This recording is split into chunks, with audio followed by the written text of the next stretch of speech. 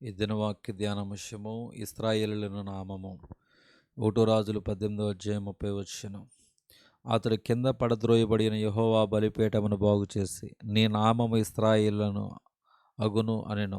పాత నిబంధన కాలమందు దేవుడు అబ్రహాము, ఇస్సాకు, యాకోబుల దేవుడుగా కొనియాడబడెను.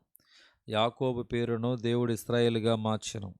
అప్పుడు ఆయన, నీవు దేవునితోనూ మనుష్యులతోనూ పోరాడి గెలిచితివి గనక ఇక మీదట నీ పేరు ఇశ్రాయేలే గాని యాకోబు అనబడదని చెప్పెను. ఆదికాండం 32వ అధ్యాయం 28. అవును, ఇశ్రాయేలు అనగా దేవునితో పోరాడువాడని అర్థం. దేవుని బిడ్డలారా, నేడు ప్రభు మీకు క్రొత్త పేరును ధరింపచేసి ఉన్నాడు. సాధారణమైన మీ ప్రార్థనా జీవితము మార్పు చెందును. మీరు పోరాడి జయించువారగుదురు. ఎలయనగా మనము పోరాడినది శరీరాలతో కాదు గాని ప్రధానులతోనూ అధికారులతోనూ, ప్రస్తుత అంధకార సంబంధులకు లోకనాథులతోనూ, ఆకాశ మండలమందున్న దురాత్మల సమూహములతోనూ పోరాడుచున్నాము. ఆత్మ సంబంధమైన పోరాటములో పొందు జయమునకు ఇశ్రాయేలు అను నామము సాదృశ్యముగా ఉన్నది.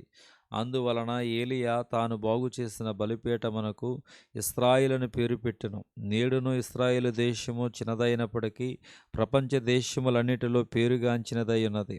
పూర్వము అది కనాను దేశము. తదుపరి దేవునితోనూ మనుష్యులతోనూ పోరాడి గెలిచిన ఇశ్రాయేలు పేరున ఒక దేశమాయెను. కనాను దేశమందుండిన 7 జాతులను 31 మంది రాజులను హతమార్చి ఆ దేశమును స్వతంత్రించుకునిరి. దేవుడు తన ప్రజలకు పాలు తేనెలు ప్రవహించు కనాను దేశమును వాగ్దానము చేసెను. పాలు అనునది పరిశుద్ధాత్మకు సాదృశ్యము, తేనె దేవుని వాక్యమునకు సాదృశ్యము. ప్రభు మాటలు తేనె కంటెను జుంటి తేనె దారల కన్నా మధురముగా ఉన్నవి.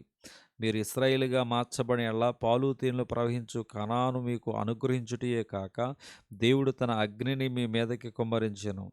పెంతుకోస్తు దినమున పరిశుద్ధాత్మ కుమ్మరించబడినప్పుడు ఇలాగు జరిగెను. అగ్ని జ్వాలల వంటి నాలుకలు విభాగింపబడి నట్టుగా వారికి కనబడి వారిలో ఒక్కొక్కని మీద వ్రాలెను. హెబ్రీ పత్రిక 12:29. మన దేవుడు దహించి అగ్నేయున్నాడని వాక్యం చెప్తుంది. దేవుడి దినవాక్యము దేవుడు దీవించునుగాక.